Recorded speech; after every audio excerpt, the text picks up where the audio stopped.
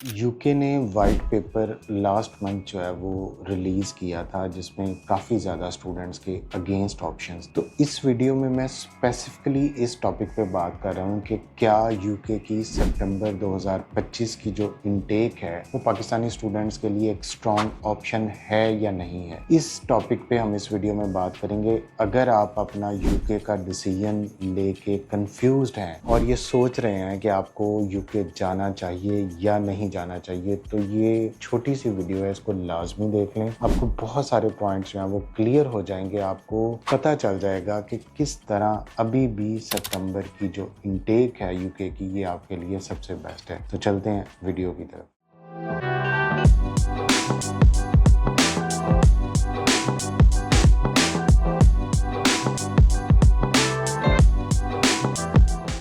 UK ने जो सबसे मेजर इम्पैक्ट लेके आया है स्टूडेंट्स पे, वो इनका पीएसडब्ल्यू की जो ड्यूरेशन है इसको 2 साल से कम करके उसको 18 माह यानी 1.5 साल के ऊपर लेके आ रहा है। ये अभी एक प्रपोजल है, ये अभी इम्प्लीमेंट नहीं हुआ। तो ये ही एक सबसे बड़ी रुकावट थी जिसको लेके स्टूडेंट्स बहुत ज़्यादा परेशान थे और यूके से अवॉइड करना शुरू कर गए थे कि हमने यूके में नहीं जाना, हमें 6 माह का कम जो है वो पीएसडब्ल्यू मिल रहा है। तो कब ये रूल इम्प्लीमेंट होगा, इसके बारे में भी इस वीडियो में हम बात करेंगे। अब यहाँ पे एक सरप्राइजिंग न्यूज़ ये है कि इन सारी रेस्ट्रिक्शंस के बावजूद तकरीबन 29% इंक्रीज आया है यूके में स्टूडेंट वीज़ा एप्लीकेशंस में। अगर इस मंथ को पिछले साल के मंथ से कंपेयर करें तो तकरीबन 29% ज़्यादा यूके के अंदर स्टूडेंट वीज़ा एप्लीकेशंस आई हैं। और अभी भी स्टूडेंट्स जो हैं वो यूके को प्रेफर कर रहे हैं, उनका रुझान उनकी तरफ ज़्यादा है। वो क्यों है? वो इसलिए है कि वाइट पेपर आ गया है। अब वाइट पेपर इम्प्लीमेंट होने से पहले स्टूडेंट्स जो हैं वो वहाँ पे पहुँचना चाहते हैं। ये पाकिस्तानी स्टूडेंट्स की एक नेचर है, एक भेड़चाल है कि हम लोग जिस लाइन में लगते हैं उसी तरफ जो है वो चलना शुरू कर देते हैं। और जहाँ पे शॉर्टेज हो, सप्लाई एंड डिमांड का आपको पता है रूल, जहाँ पे आपको पता है कि चीज़ कम मिलने वाली है, उसको फौरी से हर कोई अवेल करने की कोशिश करता है। तो इसी तरह अब यूके का सीन चलना शुरू हो गया है कि आपके लिए ये एक बेस्ट चांस है कि आप सितंबर 2025 में अगर पहुंच जाते हैं तो आप वाइट पेपर, जिसके रूल्स की जो मोस्ट प्रोबेबल डेट्स हैं कि ये जनवरी 2026 में इम्प्लीमेंट होंगे, तो आप उससे पहले वहां पे पहुंच जाएंगे। और अगर आप इस इनटेक में स्टार्ट हो गए तो आपको पीएसडब्ल्यू जो है वो 2 साल का मिलेगा। लेकिन इसमें यह है कि आपको अभी से अपना प्रोसेस स्टार्ट करना होगा, इस इनटेक को आपको अवेल करना होगा। अब इस इनटेक में क्या क्या रिस्ट्रिक्शंस हैं? गुड न्यूज़ ये है कि सितंबर 2025 की जो इनटेक है वो अभी अनअफेक्टेड है। अभी तक इस पे कोई भी वाइट पेपर का जो रूल है, जो 12 मई को 2025 को यूके की गवर्नमेंट ने रिलीज किया और उनके जो प्राइम मिनिस्टर थे उनकी तरफ से ये स्टेटमेंट्स आई कि यूके जो है वो इमिग्रेशन को मजीद स्ट्रिक्ट कर रहा है। तो अभी ये रूल्स प्रपोज्ड हैं, अभी इन रूल्स की कोई डेट अनाउंस नहीं हुई। इस हवाले से 2025 की जो सितंबर इनटेक है ये टोटली सेफ है वाइट पेपर रूल्स के हवाले से। और इसमें अभी बफर टाइम है क्योंकि ये बिल जो पेश हुआ है ये अभी पार्लियामेंट पे जाएगा, वहाँ पे इसको अप्रूवल आएगी और उसके बाद इसकी इम्प्लीमेंटेशन की एक डेट जो है वो स्टार्ट होगी। और सितंबर इनटेक चूंकि अभी बहुत क्लोज है तो अभी आपको इतना परेशान होने की जरूरत नहीं है कि ये वाइट पेपर का रूल जो है वो आपके ऊपर इम्प्लीमेंट हो जाएंगे। तो इसीलिए अभी जो सितंबर 2025 की इनटेक है इसमें आपको अप्लाई करना चाहिए, जरूर अप्लाई करना चाहिए। अब अप्लाई करने के लिए किन पॉइंट्स को आपने ख्याल में रखना है, किन चीज़ों को आपने सोचना है, ये सबसे इम्पोर्टेंट। जो सबसे इम्पोर्टेंट चीज़ है वो आपने सितंबर इनटेक में आपने कंसिडर करनी है, वो आपकी यूनिवर्सिटी और कोर्स की सिलेक्शन है। कोशिश करें जो आपकी प्रीवियस डिग्री है, आपने अगर आईटी किया हुआ है तो आपको मास्टर्स इन कंप्यूटर साइंस में जाना चाहिए। अगर आपने बिजनेस पढ़ा हुआ है, आपने इकोनॉमिक्स पढ़ा हुआ है तो आपको एमबीए या इससे रेलिवेंट फील्ड में जाना चाहिए। अगर आपने लॉ किया है तो आपको लॉ से रेलिवेंट फील्ड के अंदर जाना चाहिए। बायोलॉजिकल साइंसेज है तो उससे रेलिवेंट फील्ड या उससे डिग्री प्रोग्राम्स में आपको चूज करना चाहिए। अगर आपने आइल्स किया हुआ है और आपकी प्रोफाइल अच्छी है तो आपको चाहिए कि आप रिसर्च डिग्री प्रोग्राम्स के अंदर जाएं, क्योंकि ये एक ऐसे प्रोग्राम्स हैं जो अभी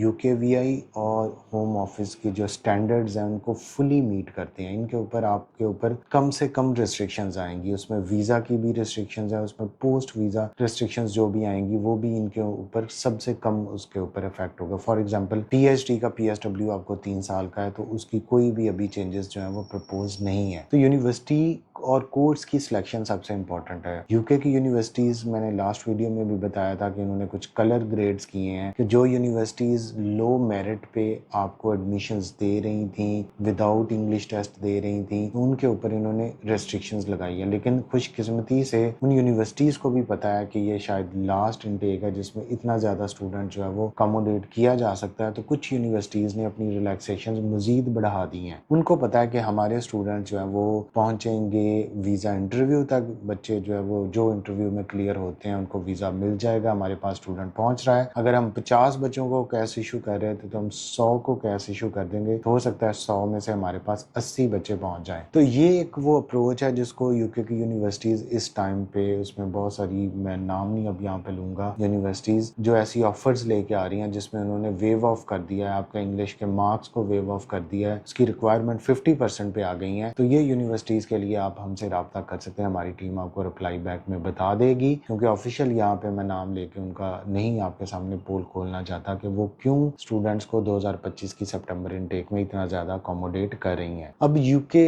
में जो दूसरा सबसे इम्पॉर्टेंट पॉइंट आपने कंसिडर करना है वो ये है कि आपने अगर किसी अच्छी डिग्री प्रोग्राम या किसी अच्छी यूनिवर्सिटी में जाना है तो आपने इंग्लिश टेस्ट जो है वो अच्छा करना है। आप जो डन बेस वाले टेस्ट की तरफ जा रहे थे, आप टॉफल की तरफ जा रहे थे, आप लैंग्वेज सर्ट की तरफ जा रहे थे, आप ऑक्सफोर्ड की तरफ जा रहे थे, तो उनको आपको ख़त्म करके अब आइल्स या पीटी एकेडमिक्स की तरफ जाना चाहिए। ये वो टेस्ट हैं जो दुनिया में एक्सेप्टेबल है। टॉफल भी एक्सेप्टेबल है, लेकिन टॉफल का जो अब हाल कर दिया है पाकिस्तानियों ने, इसमें चीट कोड्स लगा के इसका रिजल्ट ही नहीं आता और आपको बहुत ज़्यादा इसमें बैन लग रहा है। तो सिंपल सा रूल है, अगर यूके जाना चाहते हैं और विदाउट एनी हर्डल जाना चाहते हैं, अगर आपके इंग्लिश के मार्क्स अच्छे और एमओआई बेस पे आपकी सिलेक्शन हो रही है फिर तो ये अच्छी बात है। अगर वो नहीं है तो फिर आपको जो है वो अपने इंग्लिश टेस्ट को लाजमी अच्छा परफॉर्म करना है। उसकी बेस पे ना सिर्फ आपको अनकंडीशनल आएगा बल्कि आपको बहुत ज़्यादा चांसेस हैं कि विदाउट इंटरव्यू आपका जो है वो यूके का वीज़ा अप्रूव हो जाएगा। नहीं तो इस टाइम पे यूके के इंटरव्यूज़ आ रहे हैं बच्चों से, उसका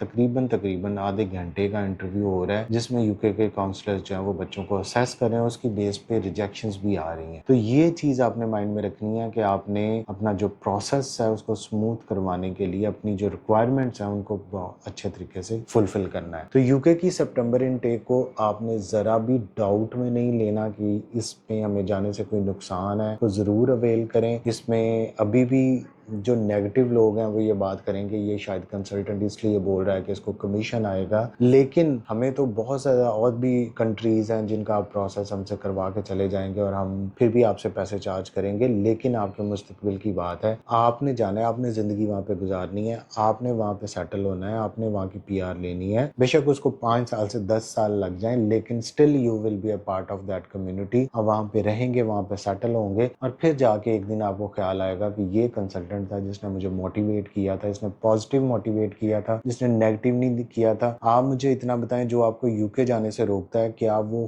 खुद यूके से वापस आ गया है, क्या उसका भाई वापस आ गया है? डेफिनेटली वहाँ पे बहुत ज़्यादा प्रॉब्लम्स है, आपको जॉब बहुत ज़्यादा डिफिकल्ट मिल रही है, आपको एक्सपेंस बहुत ज़्यादा है, आपको रहना मुश्किल है, घर से दूर है, वेदर अच्छा नहीं है, लेकिन स्टिल इन सारी कोशिश के बावजूद अगर आप यूके में मेहनत कर लेते हैं तो आप सेटल हो जाते हैं। तो पॉजिटिव माइंडसेट के साथ, पॉजिटिव अप्रोच के साथ यूके को 2025 में आप जो है वो चूज़ करें, ये आपके लिए बेस्ट ऑप्शन है। Thank you so much.